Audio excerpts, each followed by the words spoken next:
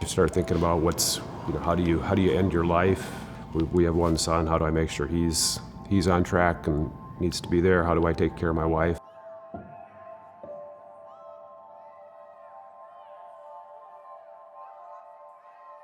I was first diagnosed with cancer about 4 years ago.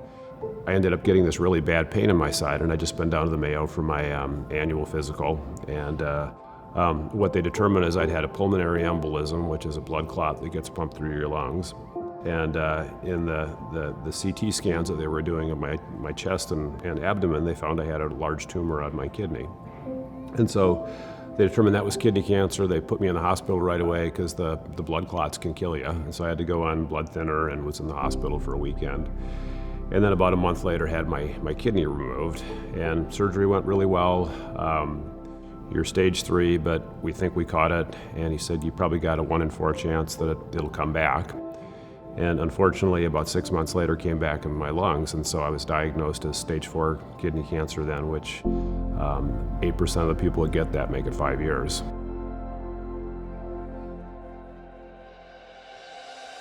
When I started working with the ACS, I initially started working to help them build a CEOs Against Cancer chapter here in the Twin Cities, and reached out to Craig. Craig was really excited about joining. And the more I got to know him, the more I got to know he and I had some pretty common interests. Jeff and I had been talking about doing an event like this. We just didn't put any energy behind it. Then October 2020 hits, right? COVID, right? ACS gets hit pretty hard, like most charities. And then Jeff, about right now, actually, Jeff called me up and he said, hey, do you want to do this event? And I was like, sure. I go, but it's getting cold. We have maybe 3 weeks to do it. And I said, let's just try it and see what happens. So we did it, put it together. And didn't have the level of planning and stuff that we have this year, but we still raised about 25 grand for the ACS. It was a great day, perfect, autumn day. The temperature was 60. So we decided, we'll say, if we can raise 20 grand in 3 weeks, what can we do if we put 6 months together? What we found is raising money for charity is hard. Raising money for a charity like ACS is super easy because everyone's got a story wrapped around cancer, whether it's them, mother, father, spouse, son, it doesn't matter, grandmother, grandparents, everyone's got that story. So I went to all my vendors and I said, this is what we're doing. So we're gonna wrap it around IT, so there'll be IT professionals involved. But it's really about raising money for ACS. And then and we went from 85 to I think we're gonna have almost 300 people here today. It's a sport both of us like. It's a lot like golfing. You can do a lot of the closest to the pin type things in the shooting sport. We do the long bird contest. Bunch of donations from a variety of different businesses in the local community.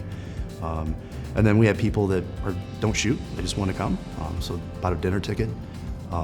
Then we had people that wanted to participate just by donating. We had that, so we had a donation page. And people coming from all over, Philadelphia. We got people coming from South Dakota. We got people coming from Florida. All over, multiple people flying in from around the country to participate. It feels like we're taking the fight to cancer, and I don't want to, have my obituary say I lost my fight to cancer. I wanted to say Jeff took the fight to cancer and generated a lot of money for cancer research. Cancer research is really the key to solving cancer. What I'm hopeful is we'll come up with a cure. Hopefully I'll be around to take advantage of it. My view is I'm going to keep leaning into cancer and as long as I can, and hopefully God keeps me around to keep fighting it.